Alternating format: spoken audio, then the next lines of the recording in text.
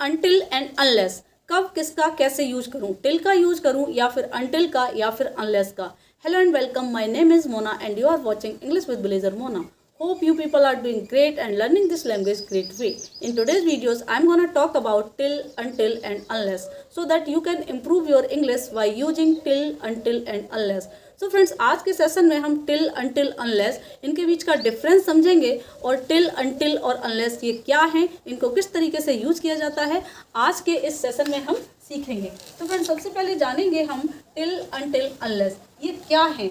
ये तीनों आपके हैं कंजंक्शन, ये तीनों आपके कंजंक्शन हैं।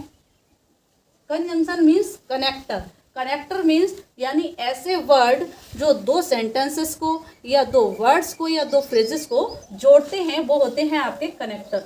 तो फ्रेंड्स, टिल और अनटिल ये आपके कंजंक्शन हैं और समटाइम्स ये काम करते हैं प्रेपोजिशन के रूप में।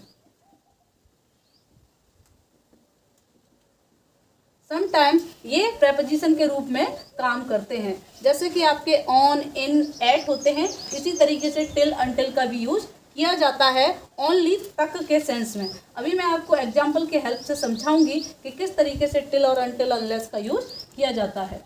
तो फ्रेंड्स, अब हमने ये जान लिया कि टिल और अनटिल, अनलेस ये तीनों कंजंक्शन तो है ही और ये आपके दोनों प्रेपोजिशन हैं, लेकिन टिल और अनटिल में एक छोटा सा डिफरेंस है। वो है कि टिल और अनटिल, जो टिल होता है वो आपका इनफॉर्मल होता है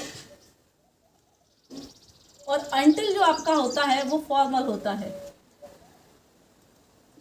यानी जब भी ये कहीं यूज किए जाते हैं तो इनका यूज जो होता है वो इनफॉर्मल और फॉर्मल में होता है। अनटिल को हम रिटन लैंग्वेज में यूज कर सकते हैं और हमारा जो भी ऑफिशियल लैंग्वेज पे हम यूज करते हैं लैंग्वेज, वहाँ हम अनटिल का यूज करते हैं। तो सबसे पहले हम सेंटेंस को समझेंगे। मैं रात के 10 बजे तक पढ़ाई करूँगा, ये सेंटेंस है। इस सेंटेंस को हम किस तरीके से फॉर्म करेंगे? आई विल स्टडी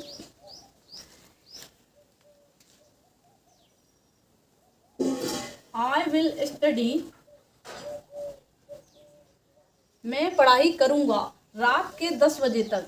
तो अब यहाँ पर हम टिल का यूज करें या अनटिल का? Till 10 PM, I will study till 10 PM। मैंने PM कह दिया, इसमें ही इसी से फील हो जाता है कि यहाँ रात की बात हो रही है। अब आप कहेंगे कि यहाँ मैंने टिल का यूज किया, ये टिल किसके रूप में काम कर रहा है? तो यहाँ पर ये टिल काम कर रहा है प्रेपोजिशन के रूप में और यहाँ पर ये टिल है इनफॉर्मल, ये टिल इनफॉर्मल है। यहाँ आप टिल की जगह पर अनटिल का भी यूज कर सकते हैं। जब बात हम करते हैं तक के सेंस में, तो टिल या अनटिल दोनों में से कोई भी यूज कर सकते हैं। सिर्फ इतना अंतर होता है कि जो टिल होता है वो आपका थोड़ा इनफॉर्मल होता है और जो आपका अनटिल होता है वो फॉर्मल होता है। यानी रिटन लैंग्वेज में और ऑफिशियल लैंग्वेज में, फॉर्मल लैंग्वेज में अगर आपको यूज करना है तो आप अनटिल का यूज करेंगे। वैसे आप अगर नॉर्मली इनफॉर्मल बोल रहे हैं तो आप किसी भी वर्ड का यूज करके यूज कर सकते हैं, लेकिन आप रिटन लैंग्वेज में अनटिल का यूज करेंगे। I will study until 10 PM, I will study till 10 PM। दोनों में से कोई वर्ड का यूज करके आप इस सेंटेंस को फॉर्म कर सकते हैं। यानी कि जब भी बात आती है तक की, तो तक के लिए हम टिल या अनटिल दोनों में से किसी का भी यूज कर सकते हैं। सिर्फ अंतर होता है तो फॉर्मल और इनफॉर्मल का। अब हम बात करते हैं दूसरा सेंटेंस, जब तक मैं न कहूँ अपनी आंखें मत खोलना। जब तक मैं न कहूँ अपनी आंखें मत खोलना। सेंटेंस होगा don't open your eyes, don't open your eyes until I से।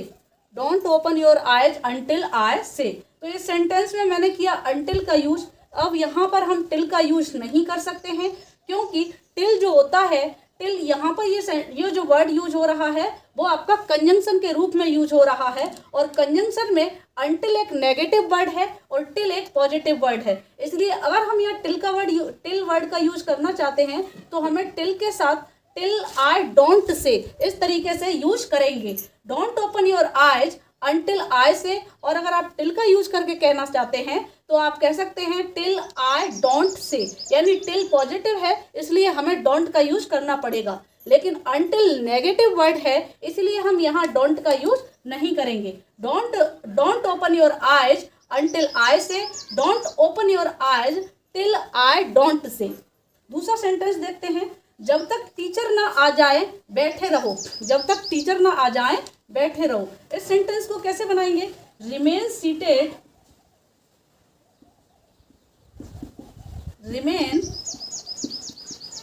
सीटेड, बैठे रहो जब तक टीचर ना आ जाए, until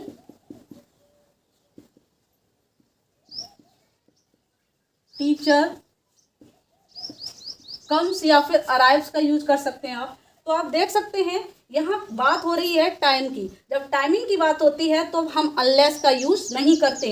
अनलेस का यूज कब करते हैं मैं आपको अभी एक्सप्लेन करूंगी। रिमेन सीटेड, बैठे रहो, अनटिल, अनटिल में ही नेगेटिव जो ना है वो आपका इसी में ऐड है, इसलिए नॉट या डोंट का यूज करने की जरूरत नहीं है। Remain seated until teacher comes. इस तरीके से हम सेंटेंस को फॉर्म करेंगे। अगर आप यहाँ टिल का यूज करेंगे, यहाँ पर अनटिल और टिल मैं फिर से बता रही हूँ कंजंक्शन के रूप में यूज किया जाता है। अगर यहाँ हम टिल का यूज करेंगे तो सेंटेंस हो जाएगा remain seated till teacher doesn't come, till teacher doesn't come. Next sentence है जब तक तुम मेहनत नहीं करोगे सफल नहीं होगे। तो फ्रेंड्स यहाँ पर कंडीशन पैदा हो रही है। यहाँ आप देख सकते हैं यहाँ कोई टाइम की बात नहीं हो रही है, यहाँ बात करते हैं हम कंडीशन की। और जब भी आप कंडीशन की बात करेंगे तब जब तक और कंडीशन के सेंस में आप यूज करेंगे अनलेस का। किसका यूज करेंगे आप? अनलेस का। तो सेंटेंस होगा जब तक तुम मेहनत नहीं करोगे सफल नहीं होगे। ये होगा you won't, won't means will not, you won't succeed, you won't succeed unless you work hard, unless you work hard। मैंने यहाँ unless का यूज किया और ये जो नहीं वर्ड है इस unless में ही ऐड है, इसी में ये वर्ड ऐड है, इसलिए हमें अलग से नोट लगाने की जरूरत नहीं है। दूसरा सेंटेंस नेगेटिव है, हम दूसरे सेंटेंस को नेगेटिव दिखा सकते हैं। यू वॉन्ट सक्सीड, तुम सफल नहीं होगे, अनलेस यू वर्क हार्ड, जब तक तुम मेहनत नहीं करोगे। या फिर ऐसे भी हो सकता है अगर तुम मेहनत नहीं करोगे सफल नहीं होगे, जब तक को हम अगर के सेंस में भी हो सकता है सेंटेंस, तब भी हम अनलेस का यूज ही करेंगे। You want succeed unless you work hard. तो इसी तरीके से सेंटेंसेस को हम अनलेस, अनटिल और टिल का यूज करके सेंटेंसेस को फॉर्म करते हैं। आइए अब देखते हैं और एग्जांपल्स। अब मैंने यहाँ पर कुछ और एग्जांपल्स लिख लिए हैं सेंटेंसेस, तो इनकी हेल्प से हम टिल, अनटिल और अनलेस को और अच्छे से एक्सप्लेन करेंगे और इनको समझेंगे। सो फर्स्ट सेंटेंस है जब तक मैं ना कहूँ हिलना मत। तो फ्रेंड्स इस सेंटेंस को देखकर आप क्या सोच सकते हैं कि इसमें अनटिल का यूज करें या टिल का यूज करें फिर अनलेस का यूज करें। फ्रेंड्स एक्चुअली में देखा जाए तो ये सेंटेंस तीनों का यूज करके बन सकता है, बशर्ते आपको ये पता होना चाहिए कि सेंटेंस को हम किस टोन में बोल रहे हैं और किस फीलिंग के साथ बोल रहे हैं। अगर आपने कहा जब तक मैं ना कहूँ हिलना मत, आपने जैसे कि टीचर हैं, टीचर क्लास में बोल देते हैं कि जब तक मैं ना कहूँ तब तक हिलना मत, यानी आपके अंदर एक फीलिंग आ रही है कि आपने शर्त रखी है कि जब तक मैं ना बोलूँ, अगर मैं 1 घंटे तक ना कहूँ तो 1 घंटे तक हिलना मत। तो इस कंडीशन में अगर आप सेंटेंस को फॉर्म करेंगे तब आप अनलेस का यूज करेंगे। और आप नॉर्मली अगर बोल रहे हैं बच्चे से कि जब तक मैं ना कहूँ हिलना मत, तो आप यानी एक टाइम दे रहे हैं कि इतनी देर बाद आपके अंदर ये फीलिंग है कि इतनी देर बाद मैं इससे बोल दूंगा कि अब कुछ भी करना है तो कर लो। तो उस टाइमिंग की फीलिंग में, उस टाइम फीलिंग में आप यूज कर सकते हैं टिल का और अनटिल का। तो फ्रेंड सबसे पहले हम देखते हैं अनटिल का यूज करके। डोंट मूव, डोंट मूव जब तक मैं ना कहूं, अनटिल आई से। तो ये तो हो गया आपका, जब आपके अंदर टाइम वाली फीलिंग आ रही है कि मतलब थोड़ी देर बाद तो मुझे बोलना ही है इससे कि अब ये काम कर लो, तो टाइम वाली फीलिंग के साथ आप अनटिल का यूज करेंगे। और अगर आप टिल का यूज करेंगे तो आपको क्या करना पड़ेगा, आपको बोलना पड़ेगा till I don't say, till I don't say, क्योंकि मैंने बताया था टिल एक पॉजिटिव वर्ड है। अगर आप टिल का यूज करके सेंटेंस को बनाएंगे तो आपको डोंट का यूज करना पड़ेगा। अगर आपके माइंड में सेट है कि नहीं मैं इसको कंडीशन के रूप में बोल रहा हूँ, जब तक मैं ऐसा ना कहूँ तब तक आप ऐसा मत करना, तो कंडीशन की जब फीलिंग्स में बोलूँगा तब हम अनलेस का यूज करके सेंटेंस को बना सकते हैं। डोंट मूव अनलेस आई से। मेहमानों के आने तक इंतजार करो, मेहमानों के आने तक इंतजार करो, इंतजार करो, वेट, मेहमानों के आने तक, until the guests comes, या फिर आप यूज कर सकते हैं arrives का, wait until the guests comes, या फिर आप कह सकते हैं wait till the guests come। अब आप देख सकते हैं कि यहाँ पर जो तक है और तक के लिए जो हम until और till का यूज करेंगे वो प्रेपोजिशन के रूप में काम कर रहा है, इसीलिए हमें यहाँ कोई डोंट वगैरह कुछ भी लगाने की ज़रूरत नहीं है till के साथ। आप इस तरीके से कह सकते हैं wait until the guests come, wait till the guests come। तो फ्रेंड्स इस तरीके से आप देख सकते हैं until और till का यूज हम कर सकते हैं, क्योंकि दोनों का यूज यहाँ पर प्रेपोजिशन के रूप में हो रहा है।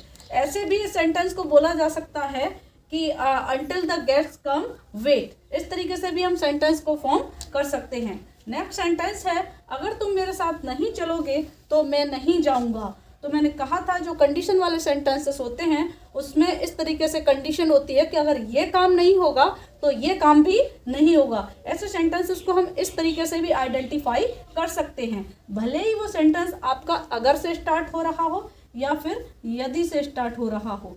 तो ऐसे जो कंडीशन वाले सेंटेंसेस होते हैं वो यदि, अगर या फिर जब तक, तीनों में से किसी से भी स्टार्ट हो सकते हैं। जब तक तुम मेरे साथ नहीं चलोगे मैं नहीं जाऊंगा, यदि तुम मेरे साथ नहीं चलोगे मैं नहीं जाऊंगा। चाहे किसी भी सेंस में सेंटेंस आए हिंदी के वर्ड में, आपको ऐसे सेंटेंसेस को अनलेस का यूज करके बनाना है। ऐसे सेंटेंस में जहाँ क्लियर दिख रहा है कि कंडीशन है वहाँ आप टिल या अनटिल का यूज नहीं करेंगे। ऐसे सेंटेंस में एक दूसरा रूल और होता है फ्रेंड्स कि आप ऐसे सेंटेंसेस को जब भी पढ़ेंगे तो वहाँ आपको लगेगा कि दोनों सेंटेंसेस जो हैं, दोनों सेंटेंस हैं वो फ्यूचर में हैं, फ्यूचर इंडेफिनिट में यूज़ किए जा रहे हैं। भले ही वो हिंदी में फ्यूचर इंडेफिनिट में होंगे, लेकिन आपको ऐसे सेंटेंस में जो आपका फर्स्ट सेंटेंस होता है जो अनलेस के साथ सेंटेंस बनाया जाता है, उस सेंटेंस को हमेशा प्रेजेंट सिंपल में बनाते हैं। तो बना के देखते हैं, अगर तुम मेरे साथ नहीं चलोगे तो मैं नहीं जाऊंगा।